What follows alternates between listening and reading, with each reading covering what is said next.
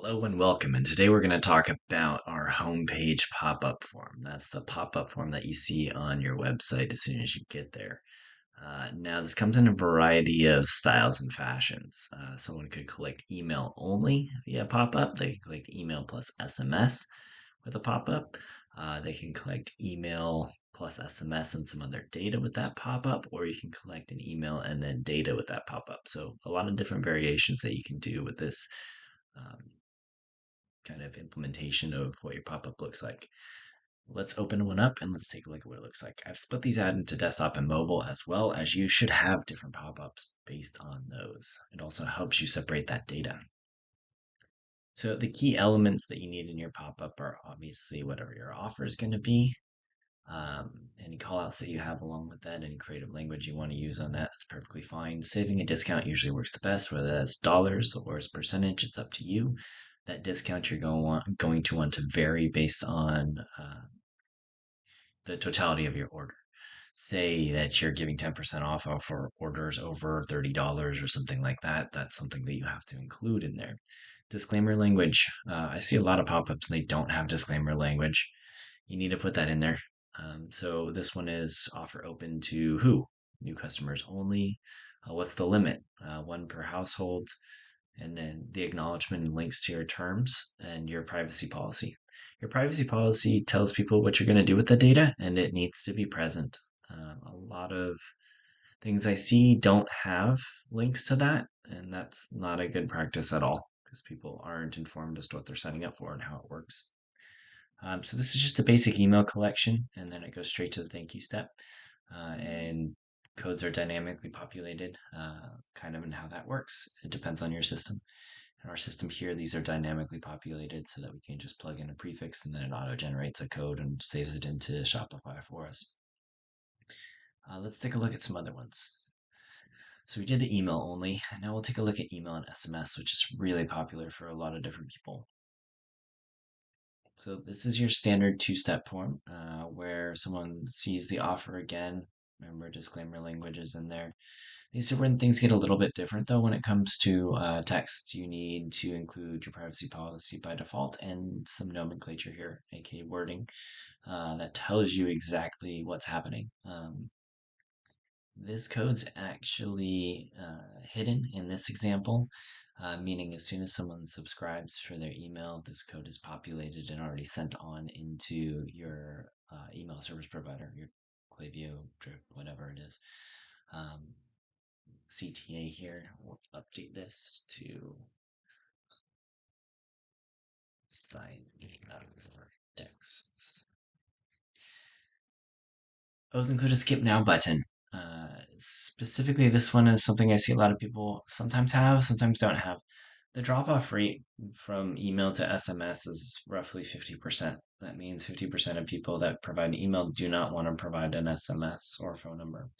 Um, when people collect SMS and phone numbers, you have to leave the website in order to see whatever the offer is, and that makes things a little bit confusing. They usually try to redirect you. You might have come across a lot of two-tapped opt-ins where they opt you in and say check your phone, etc., for the coupon code, or that's the last step. I don't personally believe in that. I think if someone's made it to your website and they're signing up, then present their code to them right away as soon as you possibly can. It's just a better practice to do that than it is to force them to leave, go open their email or switch apps. People are busy, they have zero attention span these days. So that's an example of email and SMS. Remember with the skip in there. All of these should be about 8 seconds. So we'll update that to 8 seconds. That tends to work out pretty well. Let's go back. I'm going to skip the data ones for right now as they get a little bit more in depth and a little bit more comprehensive. But these guys are going to be your key ones. So your email, SMS for mobile, for desktop, and these.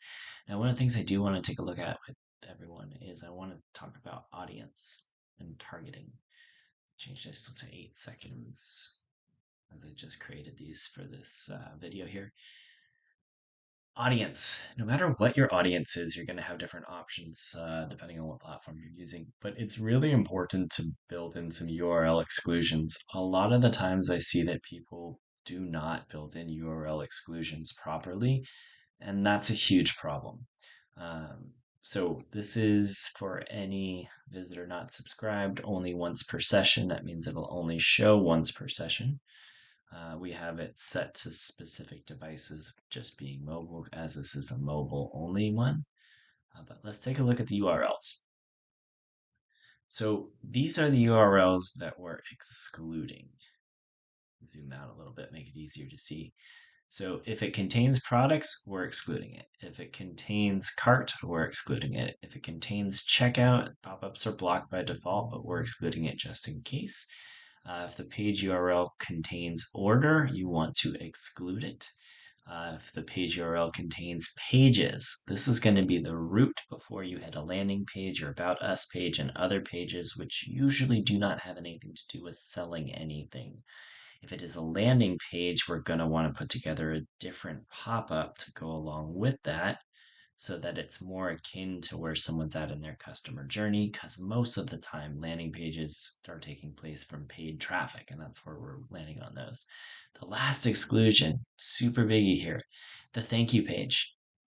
Sometimes I get to a thank you page and I'm still hit with a pop-up if I didn't sign up early in a brand. So just exclude that from the thank you page as well. And this should cover most of the cases around this. Um, it's important to know kind of what the journey looks like for different customers. And it might be easy to give you, and I'll do another video where we do a brief refresher about like how people come in and how that relates to audiences. Mobile standards, no wider than 360 pixels.